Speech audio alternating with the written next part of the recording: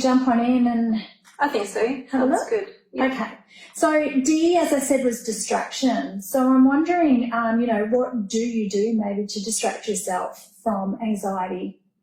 I think, one of the things there is TV. So, I do like to binge watch TV shows quite a bit to distract myself. And the other one would probably be food, more junk food, chocolate specifically.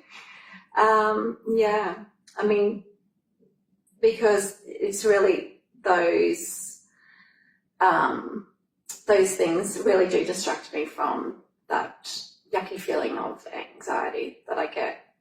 Yeah, so it sounds like in the moment they're great, really helpful, but long-term not necessarily. You know, when we're looking towards that rich and meaningful life, you know, binge watching some TV shows and maybe eating some chocolate or food doesn't sort of sound like the, you know, a long-term solution. Yeah, I mean, because when I binge watch TV, I can have lots of hours just go by just like that, which actually makes me then more anxious because then I've wasted all this time and not gotten all these jobs done that I wanted to get done or whatever it was. Right.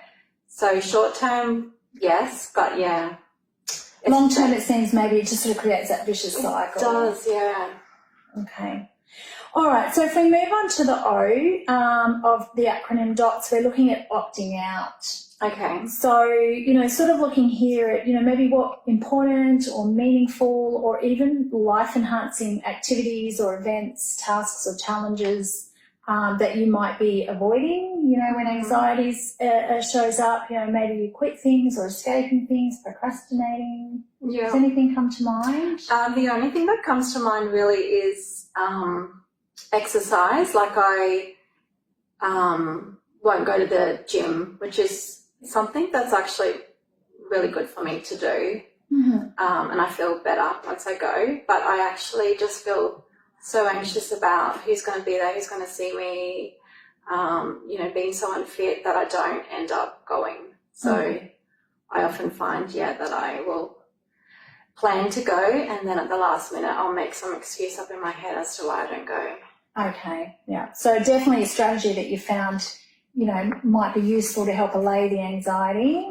But again, long term, it sounds to me like, you know, if we're looking at value guided living, that, you know, staying healthy and fit and exercising is something that you do value for yourself. Yeah, I do. So that kind of creates a problem in workability then for that strategy. Yeah. All right, we'll move through to thinking strategies, the T of the acronym. And you can sort of see a list there, Tracy, of different ways that we cleverly think our way or try not to think at all about, you know, maybe the pain that we're feeling or the anxiety that we're experiencing. Maybe if you just take a moment to have a read through that list and just maybe call out a few that jump out to you as strategies that you might be, you know, currently using. Definitely worrying and dwelling on the past. Definitely. You know, thinking it's, you know, it's not fair, absolutely, but also positive thinking. Like I do try to sometimes tell myself, you know, like try to stop the negative thoughts and say to myself, well, no, actually you can do this.